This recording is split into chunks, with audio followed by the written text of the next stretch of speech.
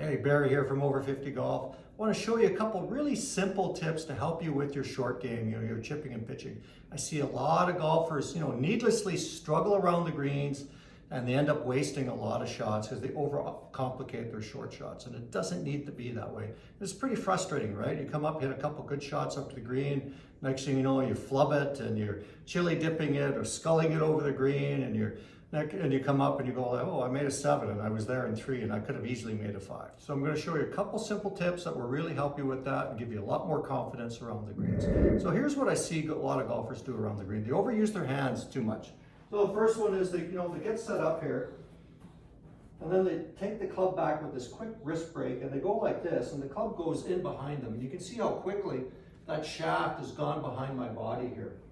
So it goes really inside. And then from here, how are you going to hit the golf ball? Well, you've really only got two choices here. You're going to go like this and kind of go out over it because you got no room to swing the golf club. So you go here and out like that. And that's what this looks like from here.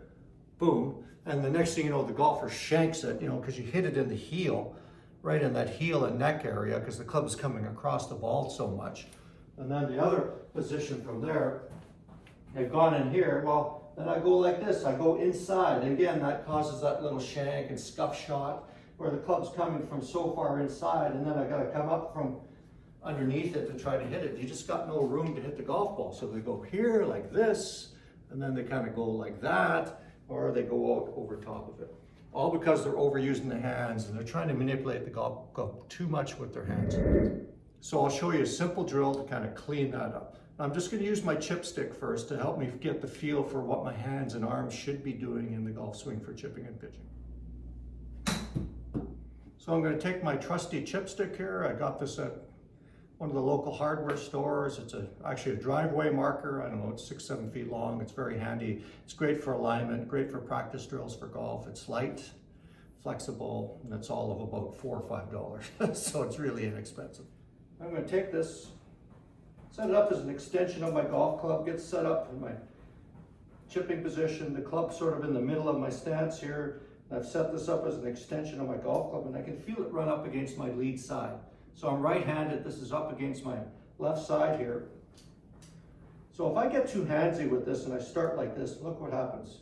It comes away from my body right away because I've flipped it with my hands, I've rolled it and flipped it inside, it comes away from me. That's going to be that handsy stroke again, which we don't want. Get set up again. Just going to make a few little practice strokes here, and I'm just going to take it back part way. And I'm going to keep this on my lead side. I'm going to keep it on my left side here as I go back.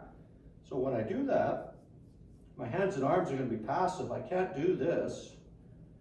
It's going to be this nice one-piece takeaway. Arms and body working together. You can see the club head, it's right out in front of my hands. My wrists are neutral. I haven't done anything with them. Chipstick's still on my lead side. So I've had this wonderful move away with no hand action, just kind of rotating back.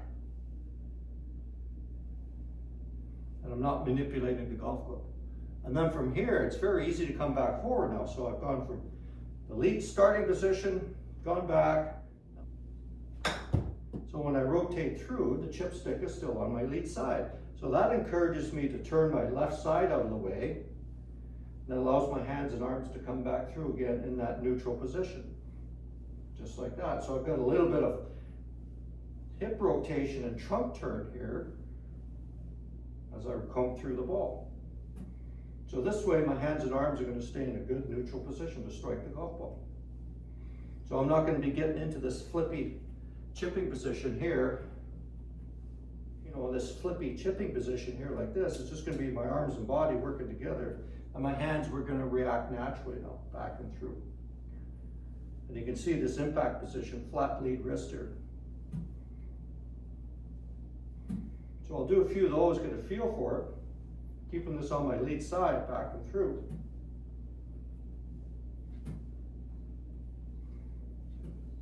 And then I can hit a few balls.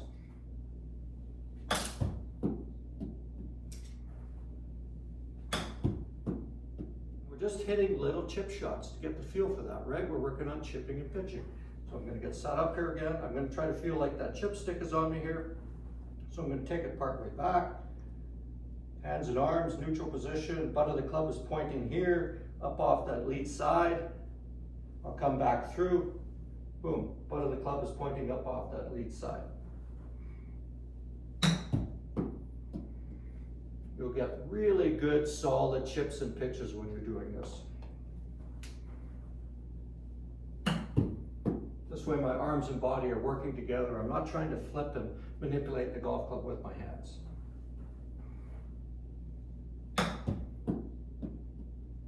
Just like that. So give that a try. It'll really help your chipping and pitching. It'll go a long way to taking lots of strokes off your game.